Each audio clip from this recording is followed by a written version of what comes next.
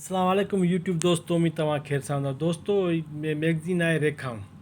जेको असांजो दोस्त रहमत पीरज़ादो हर महीने बाक़ाइदगी सां शाया कंदो थो रहे जंहिंजी इहा ख़ासियत आहे त हिन में तव्हांखे ॾाढो सुठो मवादु जदीद मवादु जेको हाणे शाया थींदो थो रहे जंहिंमें कहाणियूं नाविल शाइरी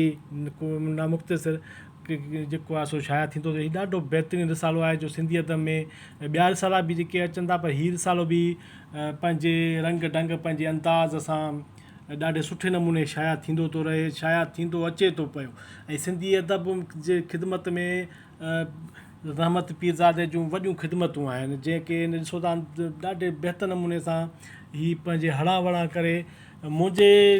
ख़्याल में हिनखे जेका सपोर्ट अगरि थी वञे किथां त हीअ अञा मैगज़ीन असांखे माना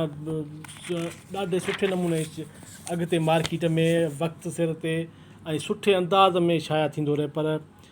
कुझु सपोर्ट घटि आहे रहमत साईं खे हिन जी क़ीमत बि मुल्ह जेको आहे ₹100 आहे वॾो मुल्ह न आहे साईं जेको आहे सो जेके असांजा 130 पेज आहिनि वॾो मुल्ह न आहे मुल्ह मुनासिबु आहे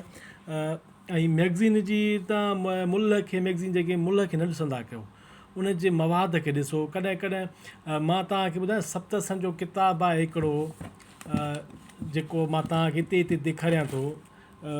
हीअ किताबु आहे मार्क्स और मशरिक़ सुहिणा साईं हिन जो जेके पेजिस आहिनि मार्क्स और मशरिक़ जेके हिन जा पेजिस आहिनि 185 पेजिस ठीकु आहे साईं 185 पेजिस जो हीअ सुफ़न जो किताबु आहे ऐं हिन जी तव्हांजी क़ीमत मां ॿुधाईंदुमि तव्हां खां जेका सो ठका निकिरी वेंदा जेके चइबो आहे त ₹695 में साईं ऐं 3% डिस्काउंट सां तव्हांखे हीअ किताबु जेको आहे सो तव्हां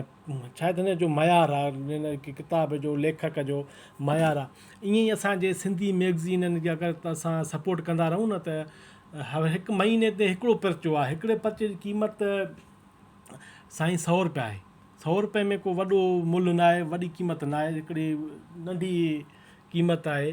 तव्हां महीने में ₹500 कढंदव 500 में तव्हांखे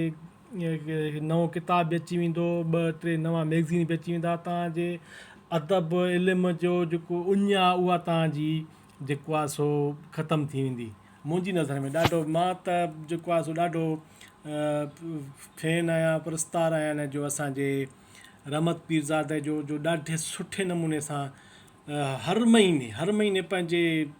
कोशिशुनि सां मैगज़ीन शाया कंदो थो रहे संदसि खे वाधायूं अगरि तव्हांखे मुंहिंजो यूट्यूब चैनल पसंदि आहे त लाइक कमेंट ऐं शेयर कजो सब्सक्राइब करणु न विसारींदा लख लाइ